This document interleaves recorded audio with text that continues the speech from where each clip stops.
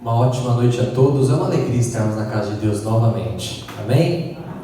Hoje é dia do Senhor e a gente é um povo privilegiado de poder cantar, aprender um pouco mais sobre a palavra de Deus de uma maneira aberta. Nós estamos na nossa série Igreja Missional, Doutrina, Comunhão, Partir do Pão e Oração. Nós baseamos o título dessa série em Atos 2,42, que diz: e perseveravam na doutrina dos apóstolos e na comunhão, no partir do pão e nas orações. Atos capítulo 2, versículo 42. Nós já podemos aprender um pouco mais sobre a comunhão com o Juan. No primeiro momento que nós tivemos dessa série, obrigado, Luiz, que nós tivemos dessa série, que a comunhão é algo que precisa existir daqueles que são filhos de Deus, que partilham da cruz de Cristo. No domingo passado eu tive a oportunidade de falar com os irmãos sobre a doutrina, a sã doutrina, o zelo que nós temos que ter pela doutrina de Cristo. Muitas vezes a gente fica pensando assim: puxa vida, como nós seremos igreja, né? Estamos cada vez mais com a tecnologia avançada e a gente fica se perguntando o que fazer para ser igreja, né?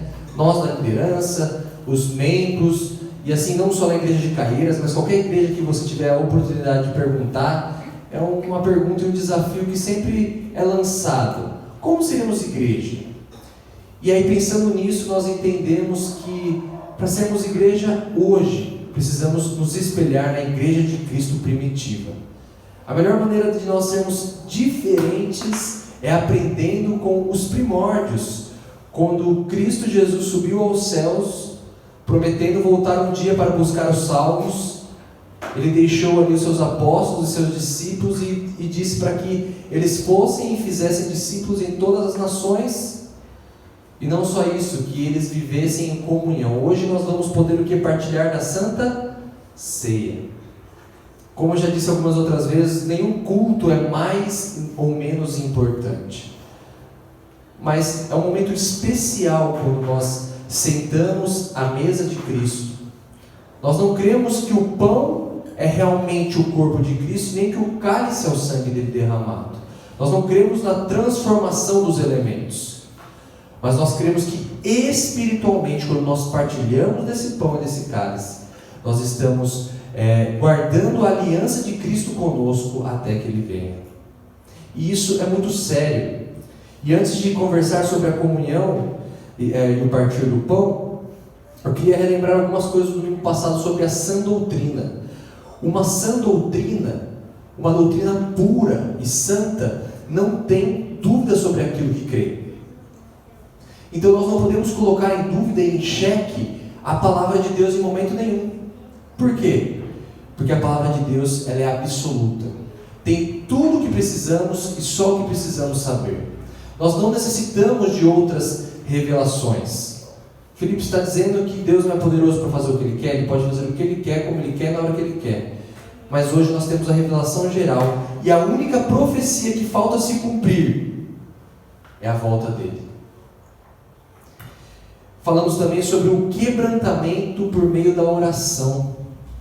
Nós precisamos entender que, uma vez que nós não estamos na falsa doutrina, nós temos que ter um coração quebrantado e sensível a orar, e ter comunhão primeiramente com Cristo, com Deus, paz com Ele, para que nós possamos estar aqui em comunhão como igreja, partilhando disso.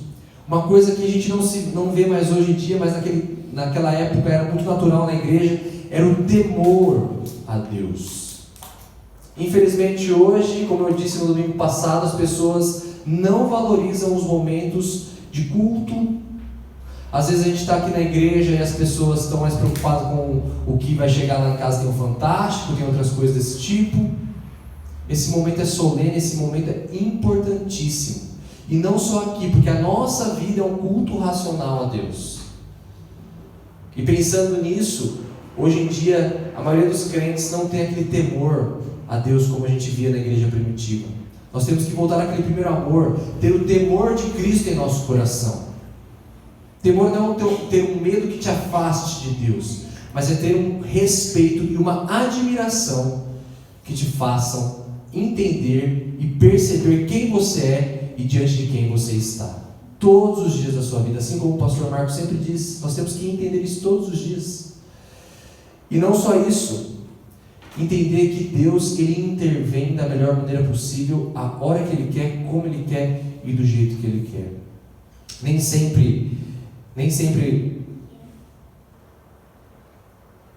as coisas vão ser do jeito que nós queremos, mas sempre Deus vai intervir para a glória dEle em nosso meio.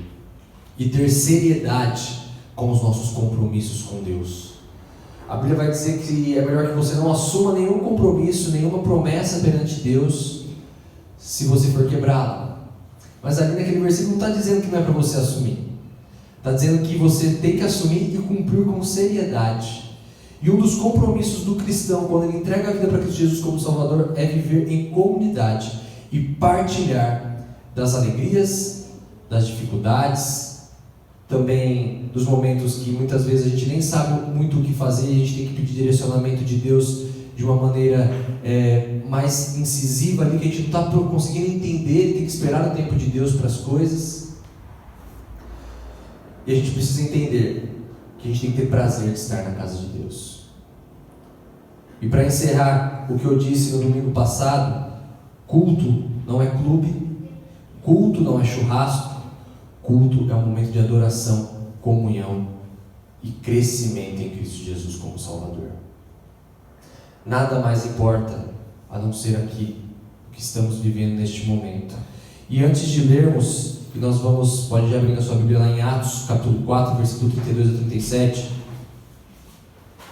Eu quero te fazer refletir sobre a mesa de Cristo, o partir do pão. Por que Deus, através de Jesus Cristo, deixou o pão no cálice para que nós lembrássemos do sacrifício dele? Eu não sei você, mas eu não tenho o costume de convidar qualquer um, a qualquer momento, na rua, para comer na minha casa. O alimento, o sentar à mesa, é um momento um pouco mais íntimo da família. A não ser que você se compadeça, e não tem nada de errado você convidar alguém para almoçar na sua casa, que você não conheça. Mas você partilhar do alimento é algo um pouco mais íntimo. E nessa intimidade do partir do pão, é que a igreja de Cristo Jesus cresceu. E a igreja de Caínas precisa entender que o partilhar das situações é muito além do que estar aos domingos aqui na igreja. E eu quero ler com você Atos capítulo 4, do versículo 32 ao 37. Atos capítulo 4, do versículo 32 ao 37. Diz assim a palavra de Deus: da multidão dos que creram era um coração e a alma. Ninguém considerava exclusivamente sua nenhuma das coisas que possuía. Tudo, porém, lhes era comum. Com grande poder, os apóstolos davam testemunho da ressurreição do Senhor Jesus, e em todos eles havia abundante graça.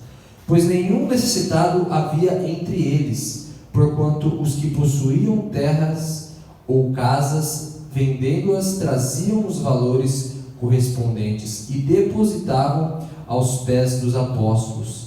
Então se distribuía a qualquer um à medida que alguém tinha necessidade.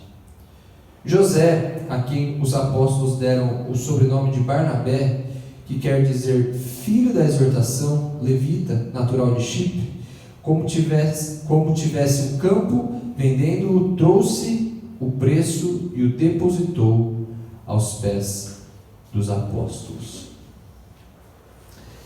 A obra continuada de Cristo após a sua ascensão deu-se por meio da pregação do Evangelho pelos apóstolos e discípulos ao mundo. O livro de Atos é o crescimento, o nascimento da igreja de Cristo.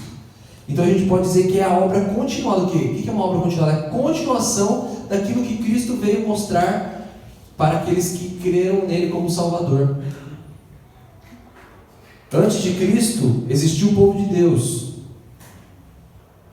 mas a obra de Cristo era que ele morresse, ressuscitasse, derramasse sangue precioso para que eu e você tivéssemos vida, e através deste feito, podendo ali selar todas as profecias do Antigo Testamento que isso um dia aconteceria. E aí logo a obra tem que ser continuada. Cristo pregava em multidões, Cristo teve a oportunidade de ter um ministério de poder curar, um ministério de poder falar, de contar por meio de parábolas, histórias, e principalmente ele teve ali a oportunidade de mostrar que ele era o próprio Deus encarnado. E nós hoje, e assim como os apóstolos, tinham o dever de continuar essa obra após a ascensão de Cristo.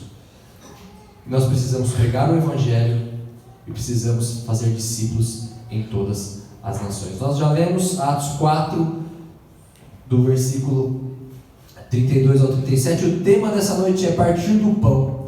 Tudo para todos. Nós vivemos numa sociedade um tanto quanto individualista.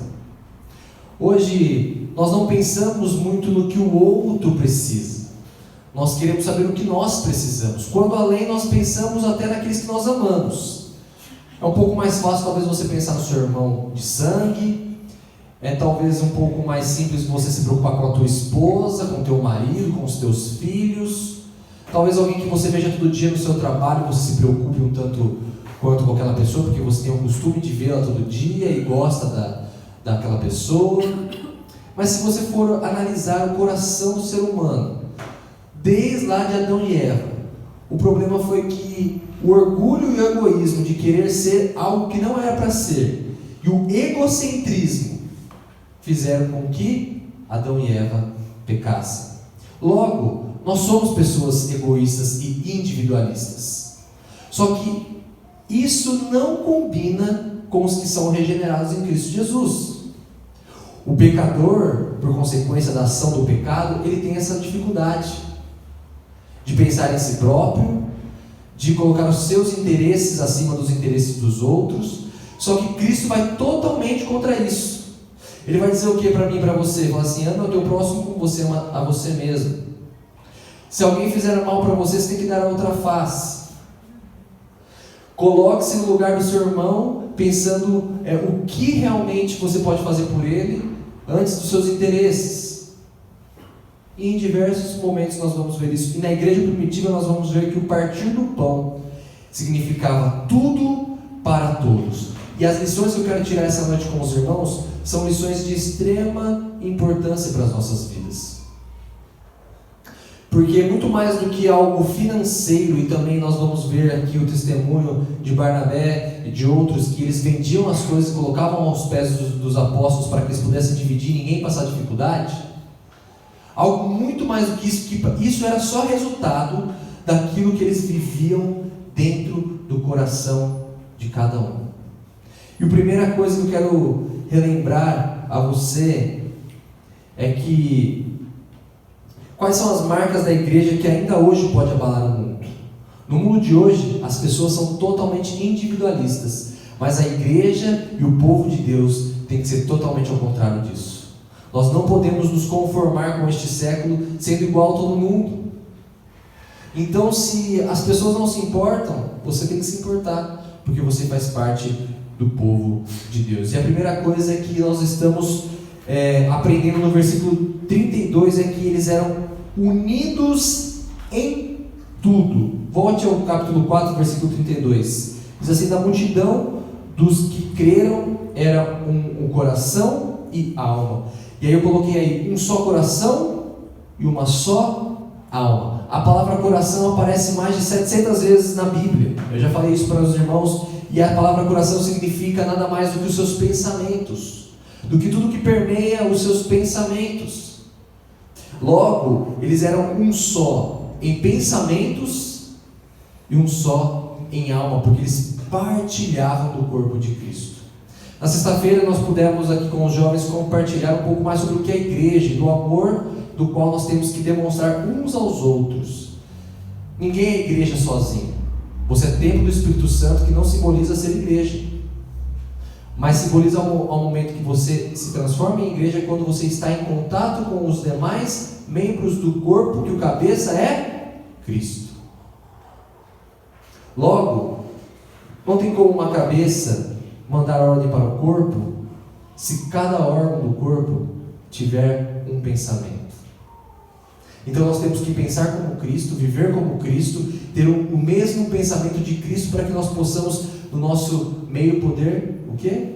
Pensarmos da melhor maneira possível para a honra e glória do nome do Senhor Jesus Cristo.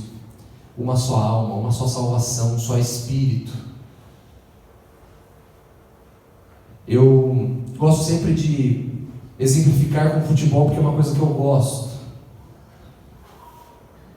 Mas o técnico nem sempre ele consegue colocar os seus ideais para aqueles 11 jogadores que vão entrar em campo.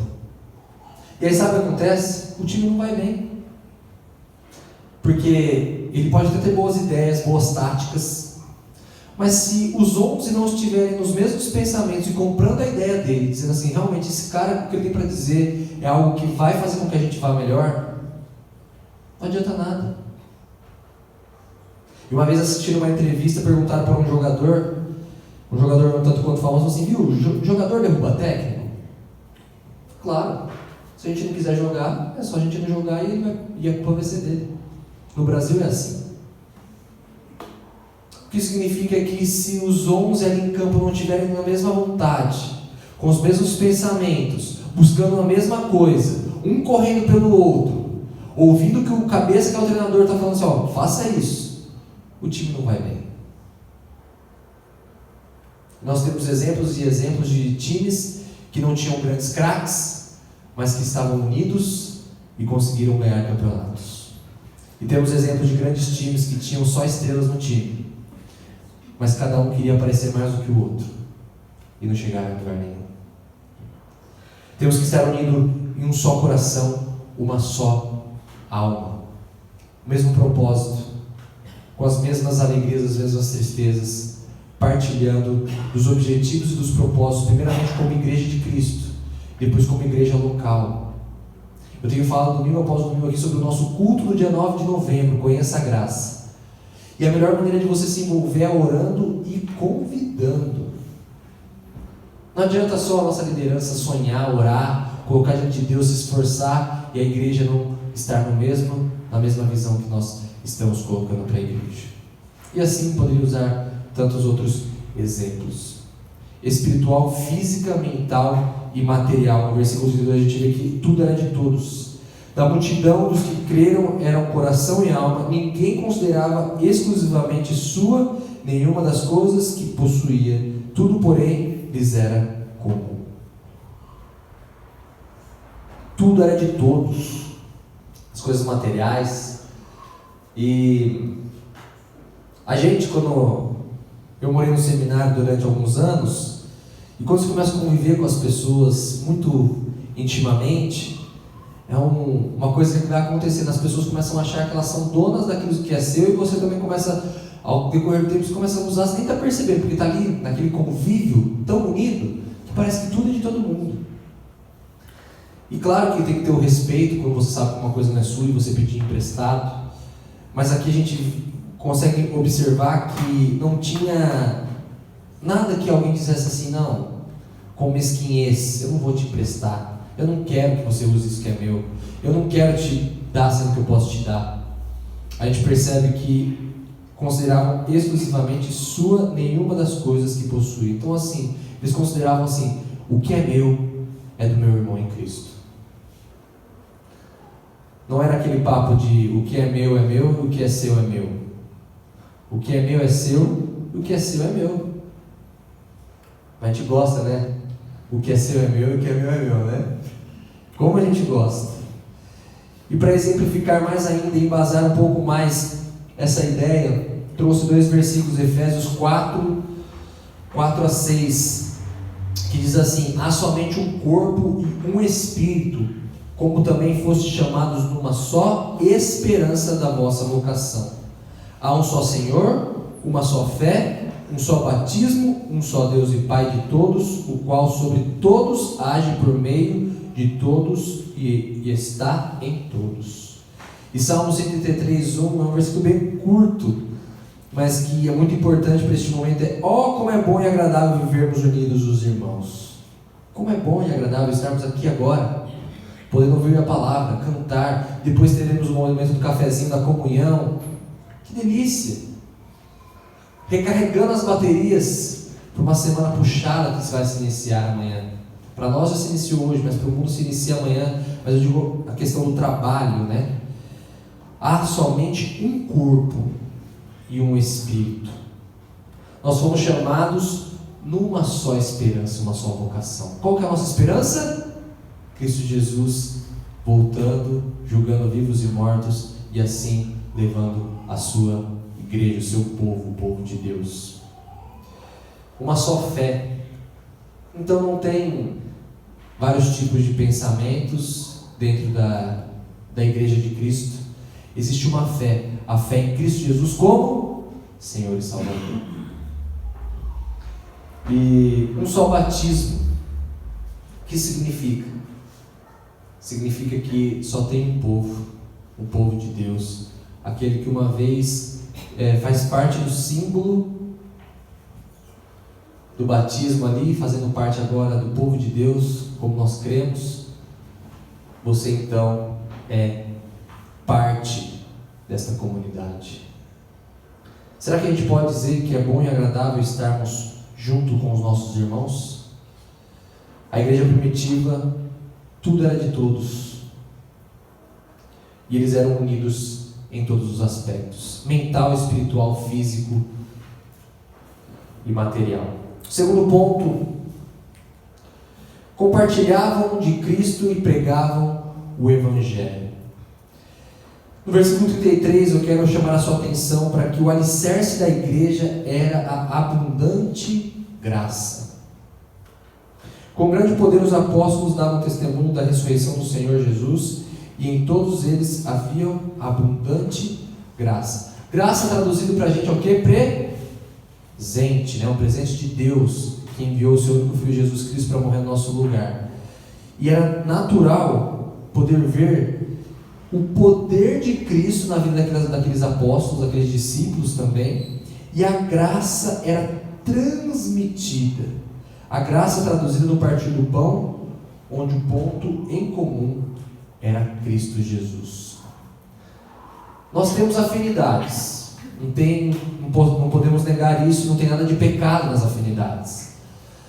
Mas a comunidade de Cristo, a igreja de Cristo, o maior ponto em comum é a cruz de Cristo.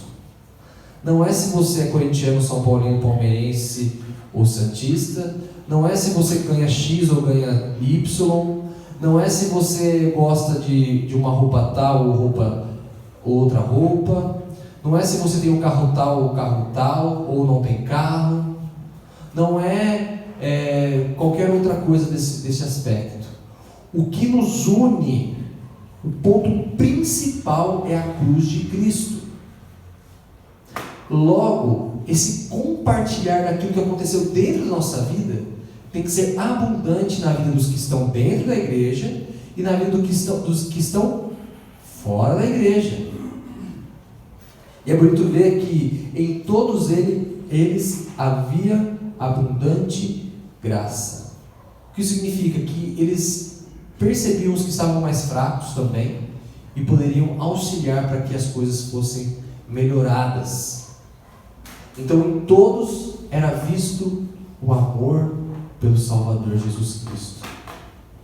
Eu fico a pensar assim, que a gente, quando aceita Jesus Cristo como Salvador, é aquele primeiro amor, quer falar para todo mundo, é um negócio maravilhoso. Pelo menos eu partilhei disso, e o passar do tempo, aquilo, não que vai deixando de ser importante, mas aquilo vai talvez dando uma esfriada, e a Bíblia vai dizer sobre isso. Mas a gente tem que exalar essa graça aonde quer que estejamos. Nós estamos no mês de missões aqui na igreja. E nós estamos tendo a oportunidade de ver alguns missionários falarem sobre o que eles têm passado. Só que uma coisa que me chamou muita atenção hoje, que o missionário que esteve aqui pela manhã, Marco, falou, foi que a única coisa que muda dele, para mim e para você, é que ele está num lugar longínquo.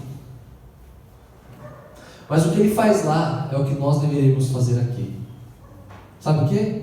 Amar, pregar, cuidar. A única diferença é que o chamado dele foi para ir para um outro país. Nós estamos em Caieiras. E ele ainda falou assim: o que nós temos que fazer, o que podemos fazer por Caieiras, o que podemos fazer pelos que estão aqui? Este é o nosso desafio. Nós temos que transbordar essa graça, que é o partir do pão, o partir das dificuldades. Nós somos privilegiados, nós não estamos sozinhos. E é muito diferente quando você tem a família de Cristo e quando você não tem. Semana passada, a Karina do pastor Eberson passou mal. Na outra semana foi a minha querida esposa. E na terça-feira o pastor Eberson compartilhou uma coisa e é muito real e é verdade. Quando nós passamos por dificuldades, a gente se sente tão amado por aqueles que são da igreja, as mensagens que chegam no celular, a gente sabe também que está todo mundo orando, aqueles que já ficaram sabendo da situação. Isso é graça, isso é um presente de Deus, isso é um privilégio. Nós precisamos traduzir isso e mostrar para todos que a graça de Cristo habita em nós. Temos que transbordar aquilo que aconteceu dentro da gente e mostrar que nós somos diferentes, que o que nos une não são interesses, mas sim a cruz de Cristo. E o versículo lá em 1 Coríntios, capítulo 15, versículo 3 e 4 vai dizer: antes de tudo vos entreguei o que também recebi, que Cristo morreu pelos nossos pecados segundo as Escrituras, e que foi sepultado e ressuscitou ao terceiro dia segundo as Escrituras. Nós podemos crer que recebemos a Cristo, aquele que morreu, mas vivo está, e podemos partilhar, podemos ter a certeza que Ele morreu pelos nossos pecados, e podemos nos alegrar. O próximo ponto é que não havia nenhum necessitado entre eles. Versículo 34: pois nenhum necessitado havia entre eles, porquanto os que possuíam terras ou casas, vendendo-as, traziam os valores correspondentes, sem imposição a ninguém. Os próprios fiéis vendiam as propriedades e depositavam os recursos aos pés dos apóstolos, pois não queriam pessoas passando dificuldade.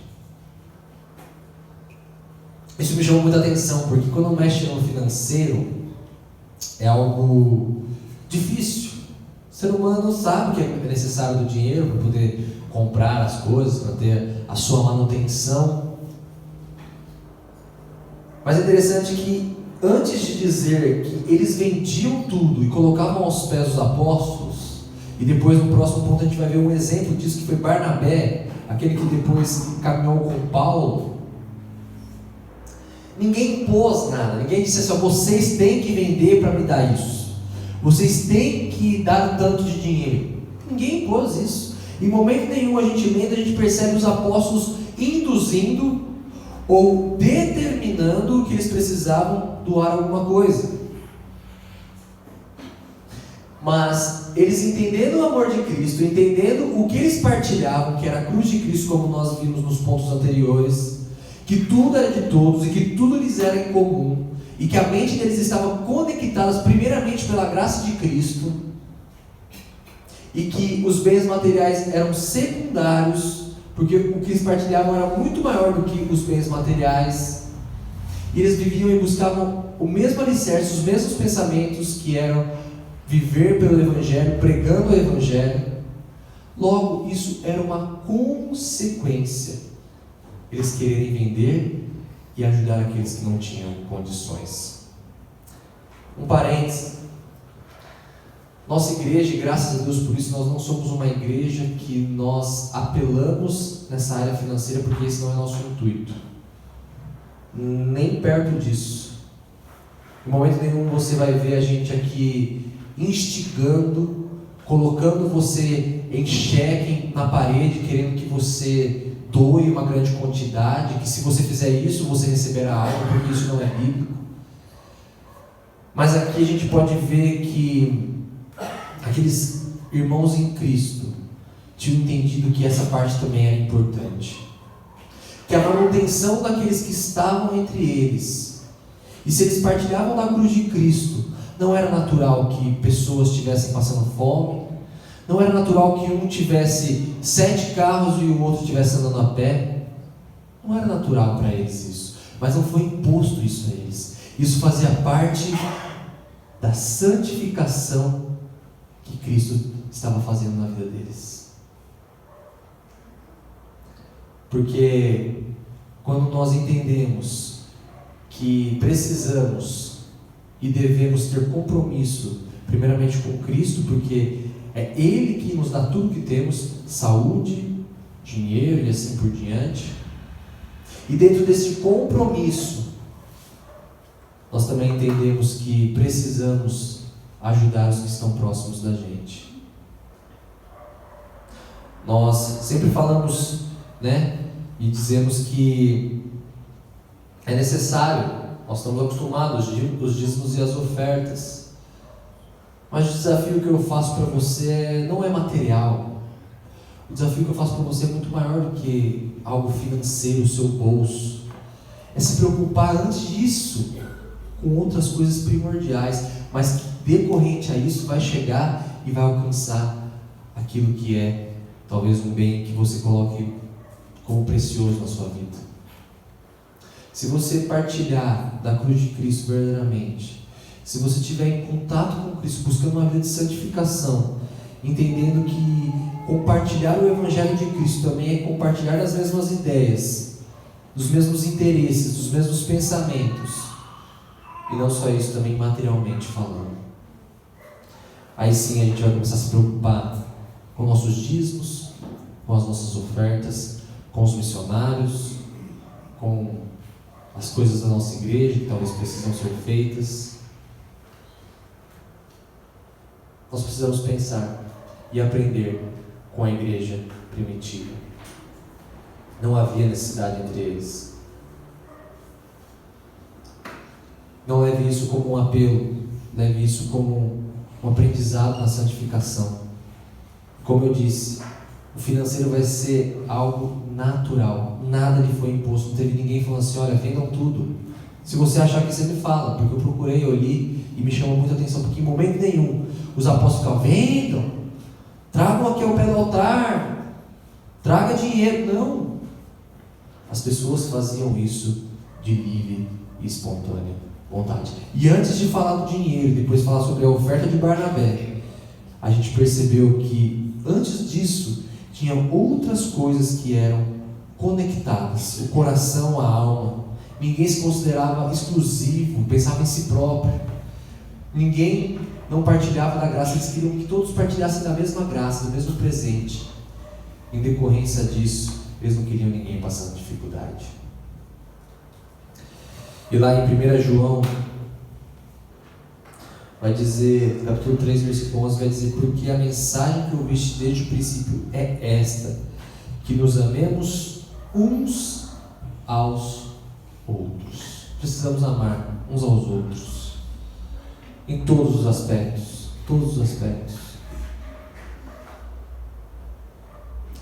Tirando um pouco o lado financeiro, quando foi a última vez que você orou pelo seu irmão da igreja? Quando foi a última vez que você denominou algum missionário que orou, não assim a Senhor abençoe todos os missionários, mas você orou exclusivamente pelo missionário tal, pela esposa dele tal, pelos filhos que tem nome tal. Quando foi a última vez que você chorou com o irmão seu em Cristo? Ou quando foi a última vez que você se alegrou com ele? Às vezes a gente esquece que a graça nos faz partilhar do pão, nos faz partilhar do Evangelho, nos faz partilhar de Cristo. Nós fomos chamados para nos amarmos uns aos outros. E por último, o exemplo de Barnabé de generosidade. Barnabé vendeu um campo e trouxe o dinheiro aos pés dos apóstolos. Depois, mais tarde, ele tornou-se companheiro de Paulo. Mais do que o financeiro, ele dedicou sua vida ao Evangelho. Ele vendeu suas propriedades e doou aos apóstolos. Só que sabe o que aconteceu? E se você for ler um pouco mais para frente, a gente vai começar a perceber que Barnabé não doou só o financeiro, ele doou a sua vida em prol do Evangelho. Eu gosto da frase que diz que nós temos que fazer coisas terrenas que ecoem para a eternidade. O que você tem feito? A gente está preocupado com o quê? Com os nossos interesses ou com a glória de Deus? Nós estamos preocupados em ficar famoso, rico, ter isso, aquilo, outro. E eu não estou dizendo a você que você não pode querer ter um bom trabalho, buscar, lutar. Mas em primeiro lugar são as coisas de Deus, a glória de Deus. Quando o coração realmente está em Cristo, verdadeiramente buscando a santificação, as outras coisas vão ficando cada vez mais secundárias. Eu não estou dizendo que todos têm que ter o chamado para viver integralmente em prol do Evangelho, como missionário, pastor. Mas mesmo assim, você precisa viver para a glória de Deus, onde quer que você esteja, e transmitir essa graça. E o que mais me chamou a atenção foi isso, que ele doou tudo, mas muito mais do que a doação que ele fez financeira, ele doou a sua vida em prol das coisas de Deus. E lá em João, capítulo 6, versículo 28 e 29 diz: dirigiu-se, pois, a ele, perguntando: o que faremos para realizar as obras de Deus? Respondeu-lhe Jesus: a obra de Deus é esta, que creiais naquele que por ele foi enviado. O que faremos, pois, para realizar a obra de Deus? Sabe o que você tem que fazer para realizar a obra de Deus? Viver todos os dias crendo que Cristo é a encarnação do próprio Deus, morreu na cruz, derramou sangue precioso, e que você tem pessoas que partilham disso, que vocês têm que crescer juntos para a honra e glória do nome do nosso Senhor Jesus Cristo. Temos que crer que Ele foi enviado e viver por Ele, para Ele e para a glória dEle. Eu creio que a maioria aqui já teve um encontro verdadeiro com Cristo. E se não teve, ainda é tempo, porque até Cristo voltar, até você morrer, você pode assumir esse compromisso com Cristo Jesus como Salvador. Mas se você não assumiu ainda, assuma, entregue sua vida para Cristo Jesus, para ser transformado e fazer parte desse corpo. Mas talvez você já assumiu esse compromisso, mas você não tem partilhado do pão. Você não tem entendido que o estar aqui, não digo só no dia de hoje, o estar aqui vivo, respirando, é para a honra e glória de Deus e amar Ele de todo o coração. E que a glória dele seja vista. Sabe por quê? Porque para o mundo isso é loucura. Para o mundo isso é loucura. E sabe por que é loucura? Porque ninguém que não tenha Cristo vai pensar mais no outro do que em si próprio. Ninguém. Ninguém. Ninguém que não tenha Cristo vai conseguir pensar no interesse do próximo, mas do seu próprio interesse. Porque o único jeito de amar incondicionalmente é porque Cristo nos amou primeiro, incondicionalmente. E eu concluo essa pregação. Temos que aprender sempre com a igreja primitiva, a igreja de Jerusalém. Tudo para todos. O partir do pão tem um significado muito maior. É partilhar da cruz de Cristo, sofrer juntos, crescer juntos, dividir e principalmente comungarmos juntos para a glória de Deus, partilhar e compartilhar da graça. Partilhar e compartilhar da graça. O que significa isso? Partilhar em nosso meio, compartilhar para os de fora. Se nós nos espelharmos neste partir do pão, vamos estar fazendo aquilo que o Senhor dessa mesa nos ensinou. Ele nos ensinou que Ele se esvaziou, derramou sangue precioso, a carne dele padeceu, injustamente, para que eu e você tivéssemos vida. E assim, tendo vida, podendo nos amar e podendo partilhar daquilo que é mais importante na vida do ser humano, que é a glória de Deus, e viver uma vida que o glorifique. Baixe sua cabeça. Antes de passar para a mesa do Senhor, eu queria fazer uma oração com o Senhor, com os irmãos. Você tem colocado diante de Deus que tudo que você tem é dele? E eu não estou falando em termos financeiros, eu estou falando dos seus dons, dos seus talentos, da sua saúde. Você tem partilhado este amor para os que estão na igreja? Você tem partilhado a cruz de Cristo verdadeiramente? Você tem sofrido, crescido junto, tem dividido aquilo que precisa ser dividido com os irmãos? Senhor meu Deus, obrigado porque temos o Senhor como cabeça do corpo. Obrigado pela tua palavra que foi exposta. Obrigado porque podemos aprender com a primeira igreja lá de Jerusalém, a igreja primitiva, na qual o Senhor subiu aos céus e deixou a responsabilidade para os apóstolos e discípulos, para que fizessem assim discípulos e discípulos de todas as nações, podendo ali partilhar de um ponto em comum, que é a sua cruz, Pai. Nós nunca saberemos o preço em termos de dor, mas nós sabemos que foi um alto preço, algo que nós nunca poderíamos alcançar por nós mesmos. Algo que foi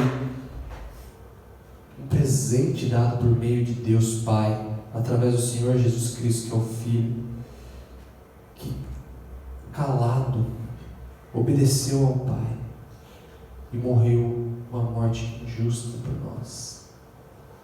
Nós temos que ter um coração e almas alinhado primeiramente com o Senhor, para que nós possamos alinhar esses pensamentos em comunidade, que possamos entender que exclusividade não combina com o cristianismo, que egocentrismo e orgulho não combina com o cristianismo, e principalmente a gente poder partilhar disso.